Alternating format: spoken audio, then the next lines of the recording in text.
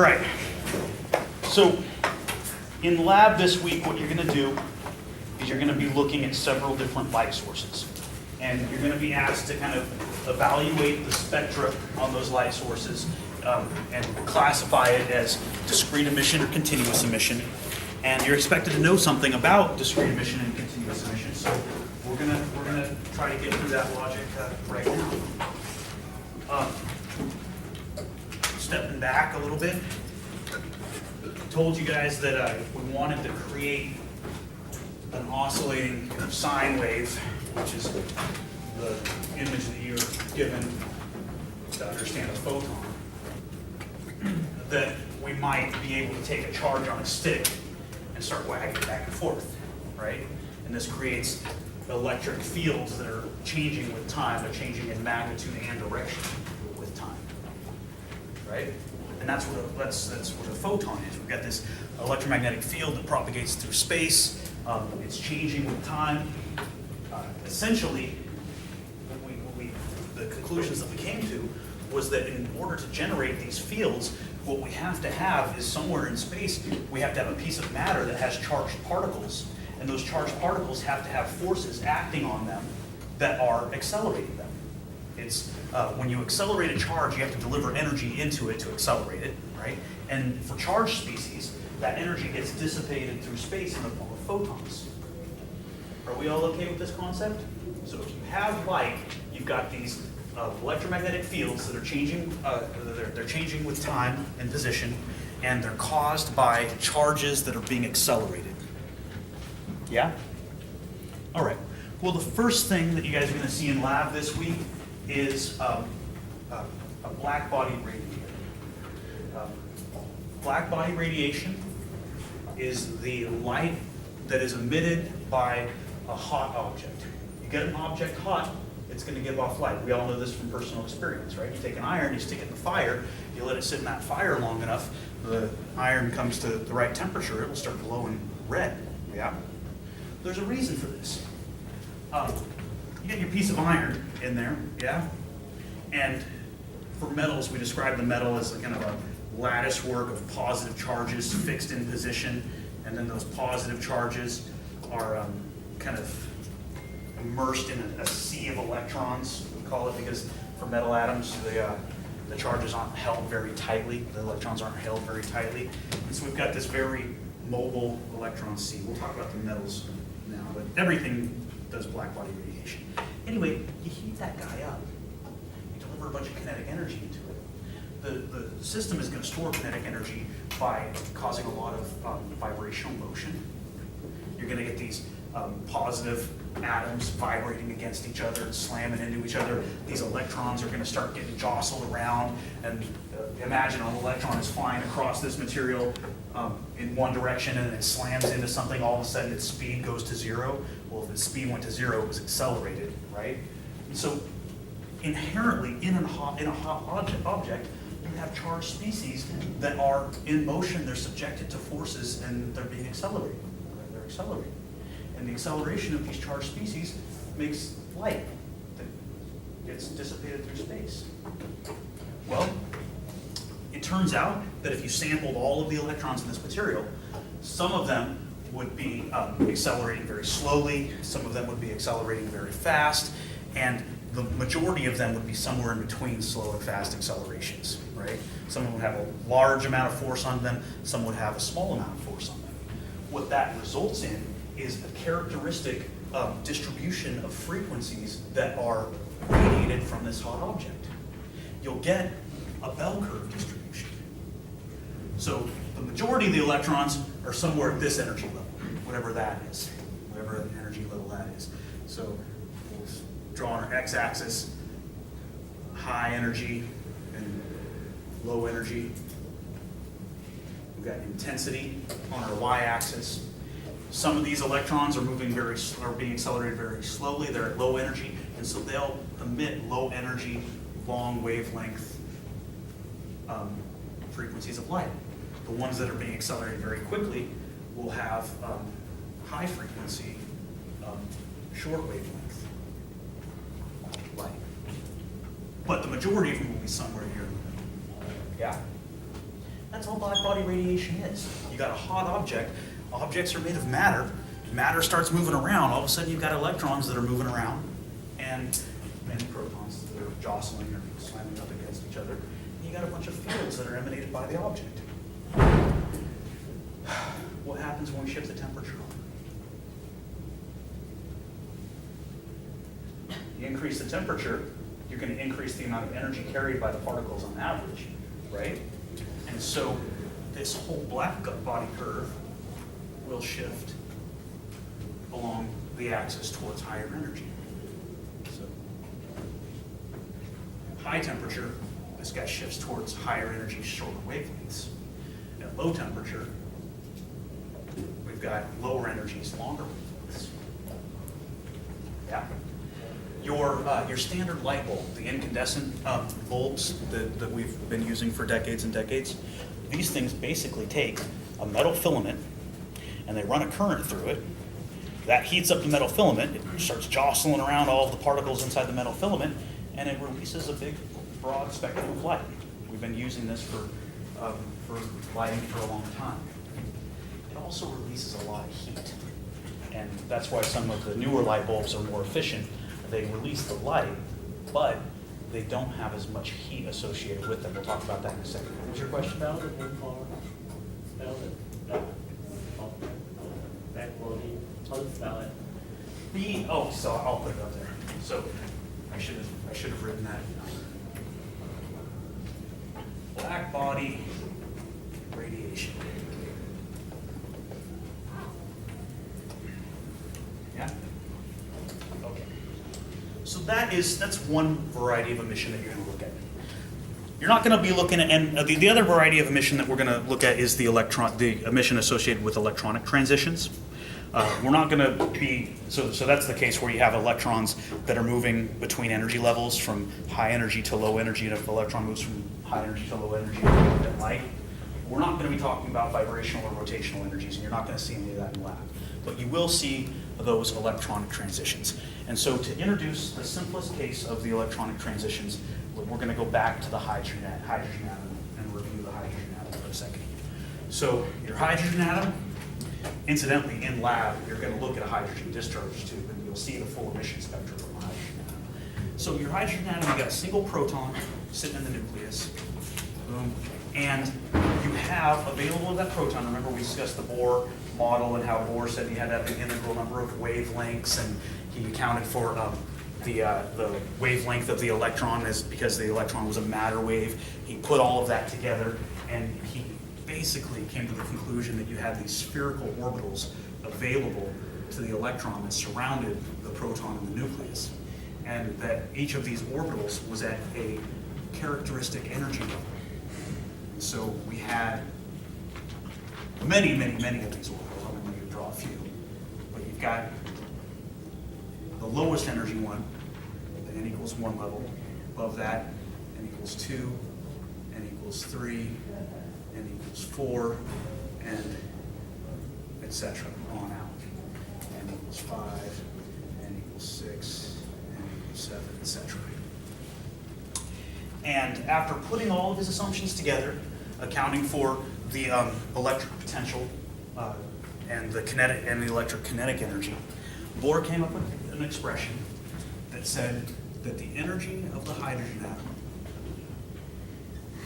was a bunch of constants that amounted to negative 2.179 times 10 to the negative 18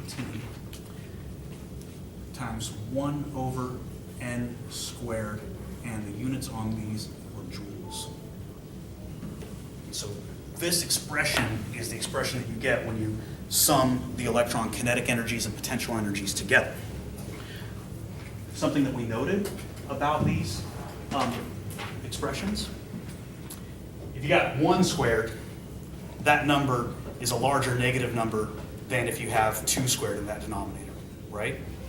And so take-home message is that n equals 1 orbital is lower in energy than is the n equals 2, which is lower in energy than the n equals 3, which is lower than energy than the n equals 4, etc. Yeah?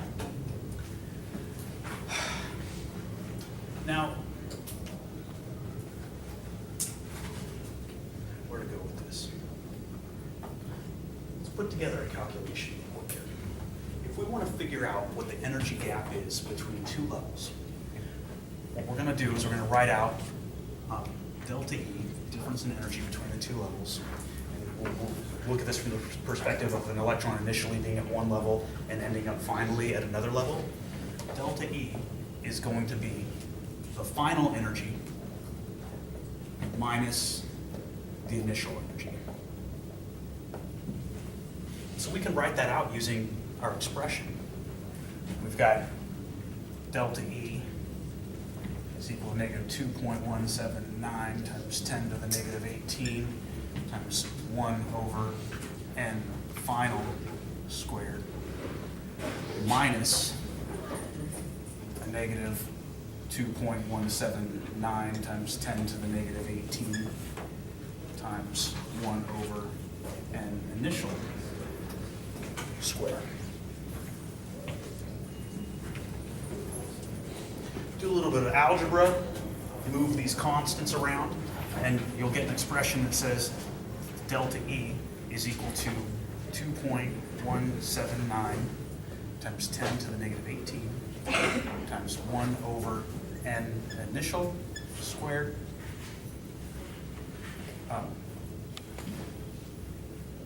minus 1 over n final squared. Yeah? Now, if we are an electron, now we're sitting initially up here in the n equals 4 level. In the absence of anything holding us there, we'll be influenced by the attractive forces of the nucleus, right? Nucleus is positive, we're an electron, we're negative. Those attractive forces are going to act to accelerate us. They'll pull us in closer to the nucleus, right? And we said that when an electron is being accelerated, when a charge is being accelerated, fields are emitted. We've got fields associated with that. And so what will happen is this electron, if left to its own, will spontaneously fall down to another level. Now I'm just going to imagine that it happens to land in the n equals 2. Right? So we got this electron that ends up finally in the n equals 2 level.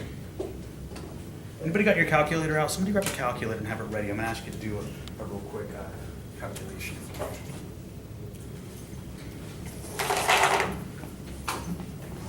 N initial was 4. 1 over 4 squared is 0.0625. The thing finally ended up at the n equals 2 level. And so n final is 2. 1 over 2 squared is 0.25. We're going to multiply that by 2.179 times 10 to the negative 18. Anybody got that on your calculator? Just take 0.0625, subtract from it 0.25, multiply it by 2.179 times 10 to the negative 18. Tell me when you got a number. I'll know if it's right or wrong. Euler? Euler? No? Nobody's got it?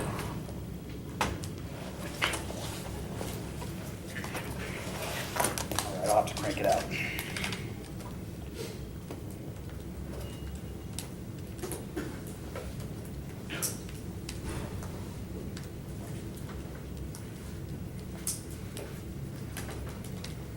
And I get,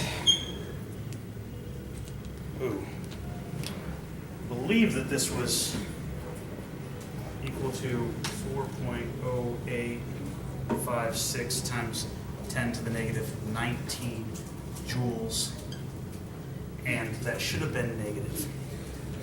The negative sign in front of that number indicates that this is energy that has been lost by the system. I have to check my calculation one more time.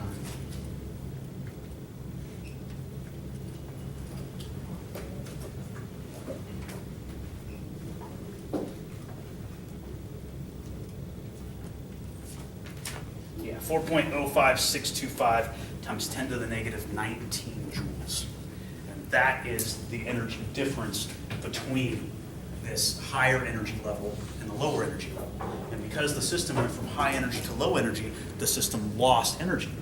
The energy that it lost was dissipated through space in the form of a photon.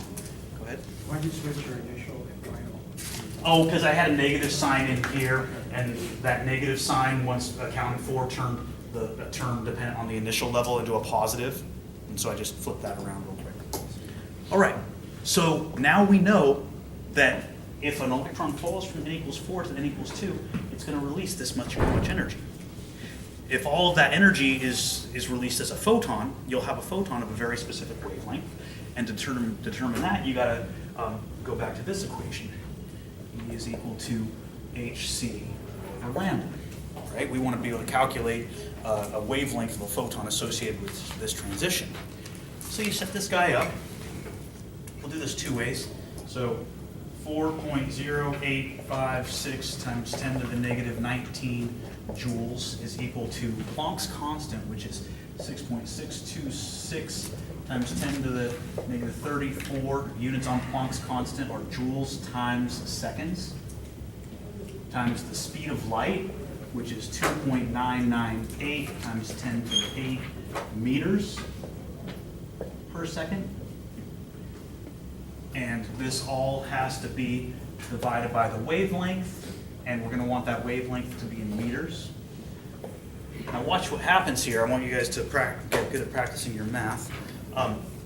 Get good at your math by practicing or something like that.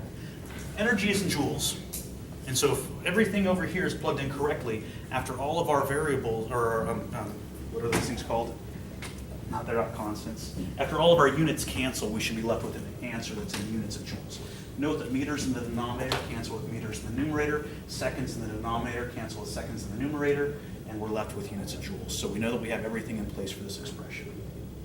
But we're not looking to prove that, we really want to get at this wavelength. So recast this equation.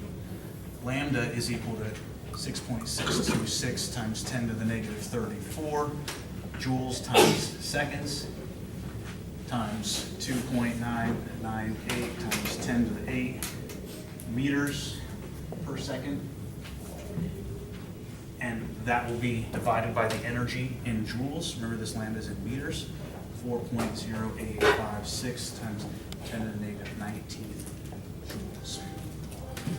Again, remember to check your units.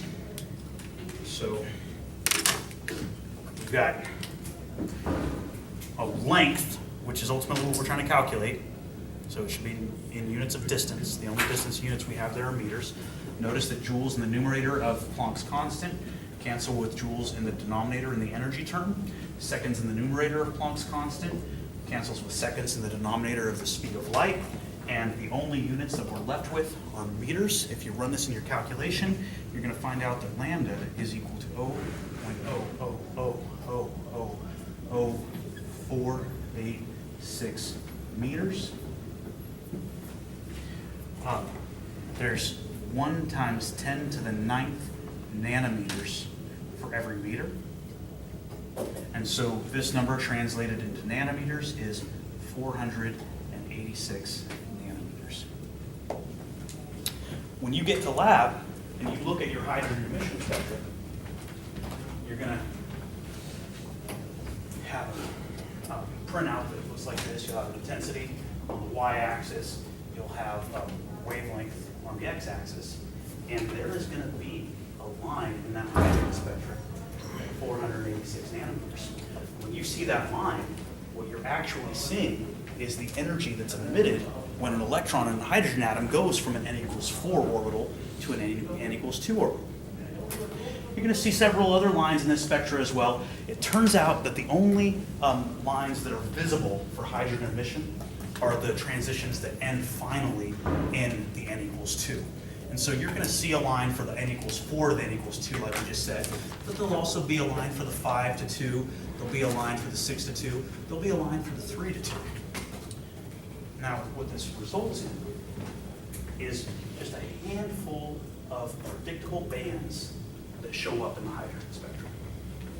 Hydrogen only emits a certain handful of wavelengths of light.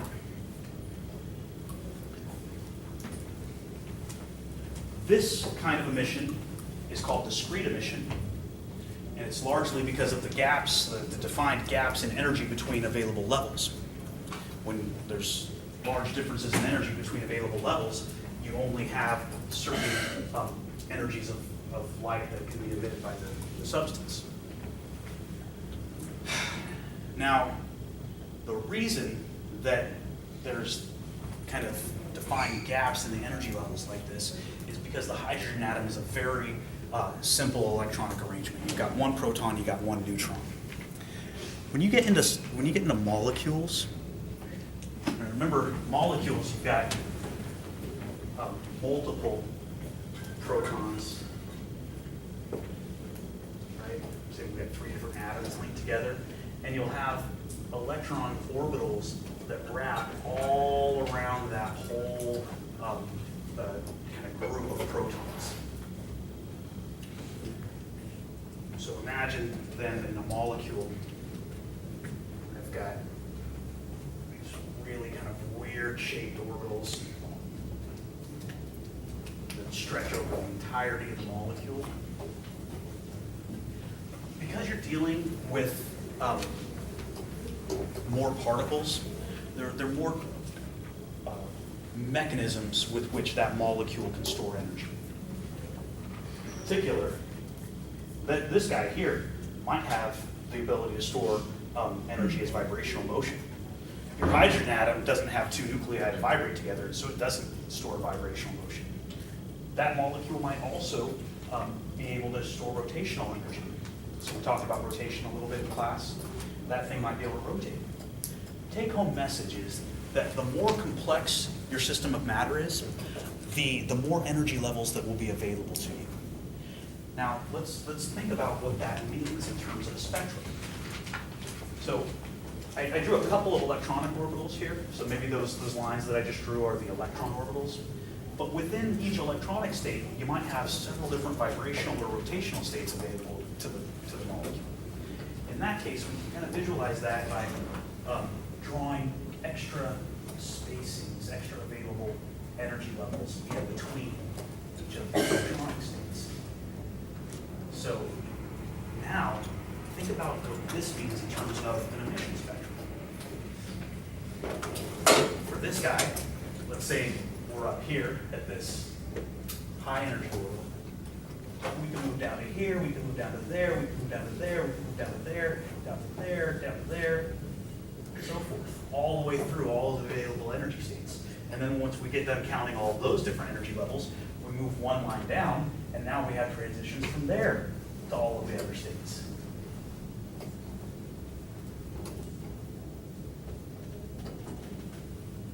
At the end of the day, you have many different frequencies of light that can be emitted by this thing because there are many different energy levels available to the electron. Now, go back to what your emission spectrum is going to look like. Hydrogen had only a few different bars or lines in it. This guy is going to have tons.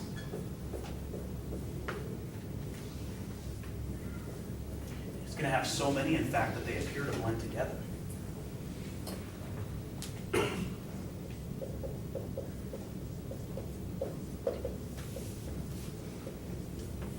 You'll have what we refer to as continuous emission.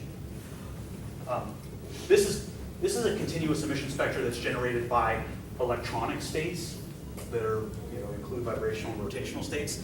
The black body radiation was a continuous emission that was generated just by kind of random thermal motion within the material.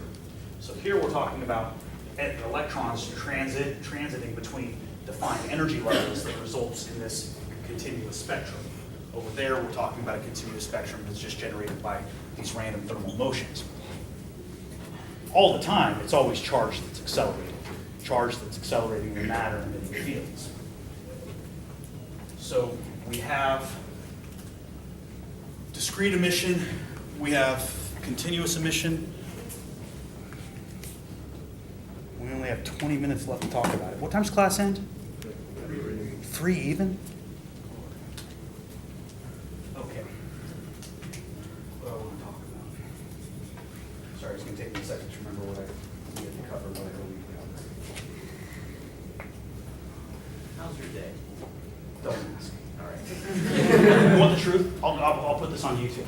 I got home on Thursday, and because I manage the house that I'm at, and I knock on the door. One of the guys that owes me like $1,300 for his room, you know, and I got to pay the landlord, and he doesn't answer the door. So I crack the door open and look in the room, and it's completely vacant. He's moved out. So I spent the whole weekend steam cleaning carpets, advertising rooms, scrubbing toilets and showers. My life sucks. All right, let's talk about something else. So you're going to see this in lab. You're going to look at, you're going to have several different sources of discrete emission. They're going to be these gas discharge tubes. In those discrete emission discharge tubes, you're going to have atomic substances. So it'll be hydrogen, helium, neon, argon. These are all situations where you've got single free atoms that have excited electrons. Well, that's like the hydrogen case where you've got really large defined energy gaps between available orbitals, right? All of those discharge tubes are going to tend to give you some kind of a discrete emission spectrum. So you'll have very defined lines. You're also going to take your spectroscope and you're going to shine it at the room lights. You'll have two different kinds of light bulbs. You'll have an incandescent bulb, which is that current running through the filament, which will have the kind of black body emission. And then you'll also have some fluorescent lights. And the fluorescent lights act by taking more complicated molecules that have more complicated structure and exciting electrons within those.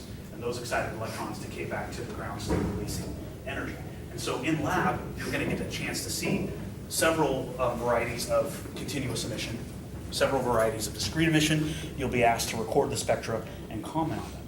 Another thing that you're going to see is a light-emitting diode. Now, let's see if I can't explain in 20 minutes or less how a light-emitting diode works. Are you guys done with this? Is that cool? This exact problem is actually on the notes. So if you go onto iLearn and you look at, I think it's day 5 notes, this problem is mapped out. So you can go back and look at that there. So I'm going to get rid of this for a second here. A light-emitting diode. It turns out that matter, it turns out that non-metals, let's say, aren't very good at conducting electricity, right? And we've got a very kind of logical explanation for this. You look at the periodic table, and all of those species over towards the far right-hand side of the table, up here, are the smaller sized atoms that have the higher electronegativities, right? And so those things don't allow charge flow. They hold onto their electrons really, really tightly. And so it becomes very difficult to get a current to conduct across this material. And for these non-metal substances, you can eventually get charge to flow, but you've got to have such high potentials that you break the material down. And so they tend to be non-conductors. On the other side of the periodic table, we've got our metals. Large atomic radiuses, very weak electronegativities. Metals conduct electricity really, really readily. You take a potential and you stick it across here, across this metal, and the charge is going to, the negative electrons are going to flow towards the positive end of the potential, right?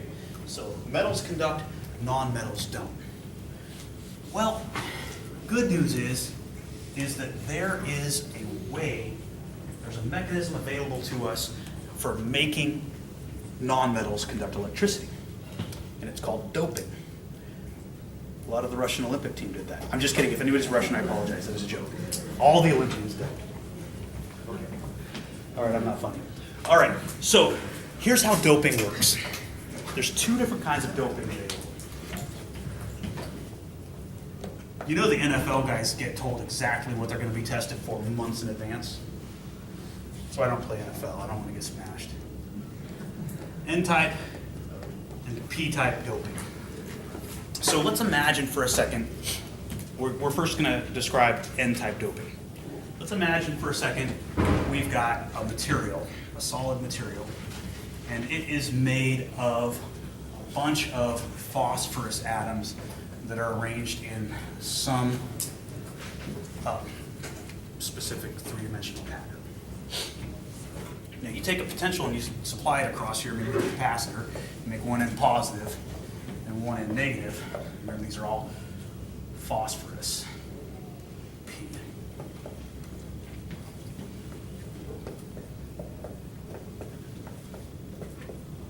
a potential across there, no charge is going to flow. Unless you put really, really, really high potentials across there. But if you take every once in a while one of these phosphorus atoms